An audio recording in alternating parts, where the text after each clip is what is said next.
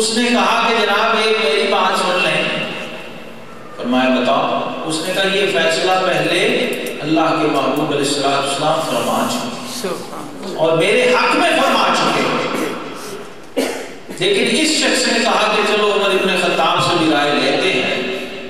فاروق اعظم کو جلال آیا اور فرمایا کہ اللہ کے رسول صلی اللہ علیہ وسلم کی بارگاہ سے فیصلے کے بعد بھی کسی کے فیصلے کی ضرورت ہے؟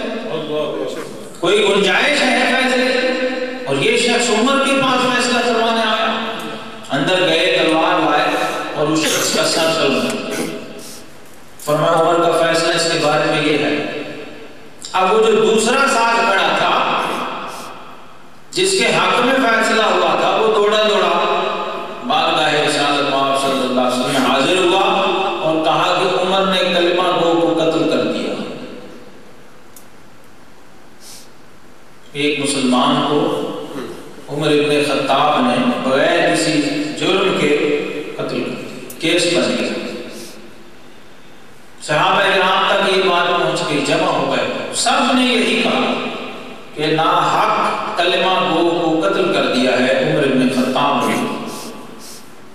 سنتے سنتے بات مشہور ہو گئی. حضور صلی اللہ علیہ وسلم کی بارگاہ میں یعنی عدالت نبوی میں یہ کیس آ گیا. اب ایک طرف اکیلے عمر ابن خطاب رضی اللہ تعالیٰ عمل بھی ان کا اپنا ہے، اجتہاد بھی ان کا اپنا ہے. پہلے سے نہ کوئی آیت موجود ہے نہ کوئی حدیث موجود ہے کہ کوئی ایسا کرے تو اس کو قتل کر دینا چاہیے. کوئی چیز موجود نہیں. خود رسول اللہ صلی اللہ علیہ وسلم بھی خاموش ہیں. آپ بھی کوئی رائے یا فیصلہ ارشاد نہیں فرما رہے. دوسری اس میں ایک حکمت جو سمجھ آتی وہ یہ ہے کہ معاملہ بھی ناموس رسالت کا تھا اور حضور علیہ السلام اس حکمت سے آگاہ تھے کہ چونکہ معاملہ میری عزت و ناموس کا ہے اور عمر نے میری محبت میں اور میری عزت کی خاطر ہی عمل کیا ہے، اگر آج صرف میں نے فیصلہ دے دیا تو ممکن ہے کوئی یہ سوچتا پھرے کہ حضور علیہ السلام کی عزت کی خاطر چونکہ عمر نے یہ عمل کیا تھا اس لیے ان کے حق میں فیصلہ دیا. آپ نے خاموشی اختیار فرمائی اور فرمایا انتظار کرو یہاں تک کہ بارگاہ الہی سے کوئی اس کا فیصلہ آ جائے. عجیب کیفیت. صحابہ بھی منتظر ہیں اور تنہا فاروق اعظم رضی اللہ تعالیٰ عنہ ہیں اور یہ ان کا ذاتی اجتہاد تھا کہ جو شخص رسول اللہ صلی اللہ علیہ وسلم کا فیصلہ نہ مانے وہ کوئی کافر یا مشرک نہیں تھا، کلمہ گو نمازی اور اہل قبلہ میں سے تھا جس کو آپ نے قتل کیا. اب جب یہ مقدمہ قائم ہو گیا، عدالت قائم ہو گئی اور عمر ابن خطاب رضی اللہ تعالیٰ عنہ اپنے فیصلے پہ برقرار ہیں، انہیں اطمینان ہے، اعتماد ہے اس عمل پر، یہاں تک کہ رب العالمین نے قرآن نازل فرمایا فلا وربک، اے حبیب تمہارے رب کی قسم.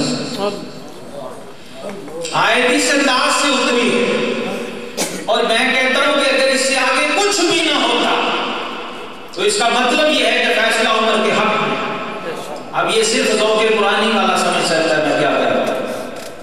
اگر اس انداز و اسلوب کی آیت جو اتری ہے نا اس موقع پر اس سے آگے کچھ بھی نہ ہوتا تو اس کا مطلب یہ تھا کہ عمر حق پہ ہے. عمر نے جو کیا انداز بتا رہا ہے فلا وربک، حبیب تیرے رب کی قسم، یعنی رب اپنا رب ہونا بھی تیرے حوالے سے بیان کر رہا.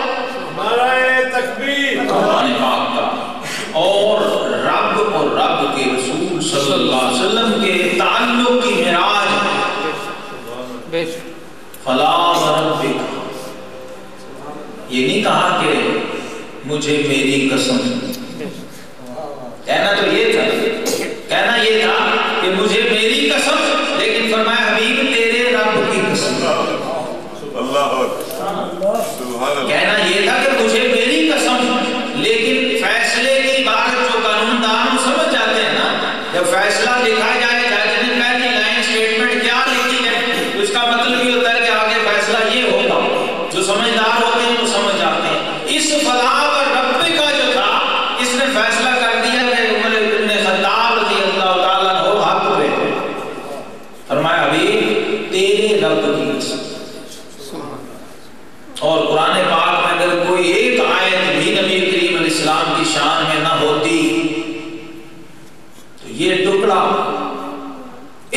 یہاں بڑا اعلان ہے اللہ تعالیٰ کا اپنے رب محبوب کی شان ہے.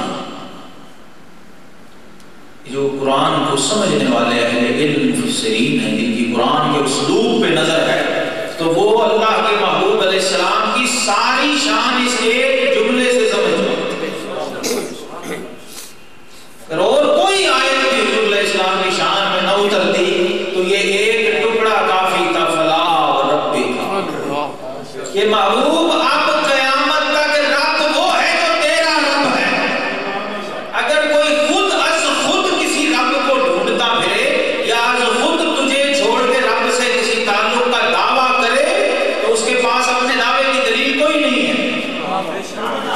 وہ پھرتا رہے اکیلا، وہ جانے اس کا رب جانے. وہ ساری دنیا کو کہتا پھرے رب میرا ہے، میں رب تک پہنچ گیا ہوں، لیکن رب نہیں مانے گا. ہاں رب تو تیرا. اب جس نے رب کو ماننا ہے وہ تیرے رب کو مانے. اس لیے اس نقطے کو فاروق اعظم کے شہزادے نے سمجھا. حضرت شیخ احمد سرہندی مجدد الفسانی نے 2 ٹوک لکھا ہے مکتوبات شریف کے اندر کہ مان خدائے عز و جل برائے آن دوستدارم کے رب محمد صلی اللہ علیہ وسلم. فرمایا میں تو رب سے بھی اس لیے محبت کرتا ہوں کہ وہ محمد مصطفیٰ کا رب ہے. اندازہ ہر کس بقدر ہمت ہے. اس قرآن وہی، لفظ وہی، جملہ وہی، آیت وہی، لیکن فکر ہر ایک کی وہ نہیں، معرفت ہر ایک کی وہ نہیں، رسائی وہ نہیں ہے. جو پھر جہاں تک پہنچا ہے فلا وربک لا یؤمنون حتی یحکموک فیما شجر بینہم. فیصلہ اترا، کلمہ گو بھی ہے. اصل میں شبہ ہی یہی تھا نا. اگر وہ کافر ہوتا تو پھر تو مقدمہ ہی قائم نہ ہوتا، کیس ہی نہ بنتا. اگر وہ کوئی مشرک یا یہودی ہوتا تو کیس تو بنا ہی اس لیے وہ کلمہ پڑھتا تھا، وہ نماز پڑھتا تھا، وہ اہل قبلہ میں سے تھا. اور صحابہ کرام علیہ رضوان کے پاس پہلے کوئی نظائر اس کے اور کوئی مثال اس کی موجود نہیں تھی. نہ کوئی قرینہ قرآن میں تھا، نہ کوئی حدیث پاک میں کوئی ایسا اشارہ اور رمز تھی، نہ کوئی ایسا واقعہ پہلے ہوا تھا کہ کوئی ایسا فیصلہ صادر ہوا ہوتا جسے سامنے رکھ کے گویا میں اپنی ایک انداز سے بات کروں تو عمر ابن خطاب رضی اللہ تعالی عنہ تحفظ ناموس رسالت ایکٹ کے بانی ہیں، مؤسس ہیں. یہ قانون جو بنایا ان کے اجتہاد فاروقی کے نتیجے میں بنا. اجتہاد فاروقی کے نتیجے میں یہ قرآن اترا، یہ آیت بنی. سارے صحابہ کرام علیہم رضوان کو آگاہی ہو گئی.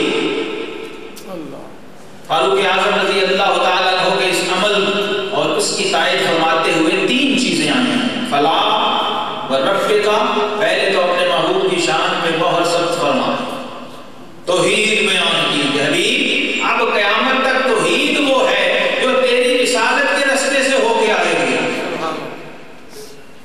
تیری رسالت کے ٹریک سے آئے گی تو وہ توحید ہے، ورنہ وہ توحید نہیں. اور جو تجھے مان کے تیرے رب کو مانے گا، تیرے بہاف پہ رب کو مانے گا اور تیرے کہنے پہ رب کو مانے گا، تیرے طریقے سے رب کو مانے گا، وہ مسلمان ہوگا، وہ صاحب ایمان ہوگا. اور نفی کر دی لا یؤمنون حتی یحکموک فیما شجر بینہم. فرمایا وہ مومن تھا ہی نہیں جسے عمر نے مارا ہے. ہاں یعنی میں یہ سمجھا ہوں کہ مقدمہ قائم ہونا تو بڑی دور کی بات ہے، رب نے پرچہ ہی خارج کر دیا، درج ہونے ہی نہیں دیا نا، ریکارڈ بننے ہی نہیں دیا. اور ایسے کئی واقعات ہیں. رب کو عمر ابن خطاب سے اتنا پیار ہے کہ وہ کیس بننا تو کجا رب نے پرچے خارج کر دیے. یہ بنتا ہی نہیں بابا، بنا ہی نہیں کیس. عمر ابن خطاب نے جو عمل کیا وہ خود قانون ہے. یہ کئی جگہ قرآن میں اس کی مثالیں آپ کو ملیں گی. یہ جو رمضان کی راتیں کھلی، پہلے رمضان کی راتیں بھی بند ہوتی تھی، یہ بھی فاروق اعظم کا صدقہ ہے. یہ لنگر فاروقی ہے. عمر فاروق رضی اللہ تعالیٰ عنہ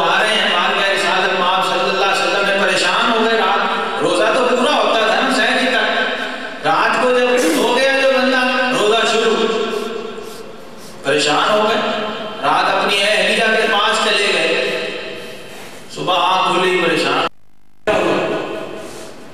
ہو. اور یہ بھی عقیدہ صحابہ کا دیکھیے کہ جب بھی کوئی ایسا مسئلہ ہوتا تو ان کا عقیدہ کیا تھا کہ بخدا یہی ہے خدا کا در، نہیں اور کوئی مفر مکر، جو وہاں سے ہو یہی نہ آگے ہو، جو یہاں نہیں وہ وہاں.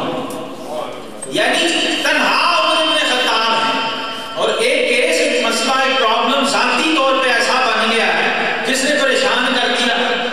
اب کیس یہ بھی بن گیا تھا، لیکن فاروق اعظم کے اٹھ کے سیدھا اس بارگاہ میں آ رہے ہیں جہاں ان کا عقیدہ تھا کہ میرے آقا کیس بننے نہیں دیں.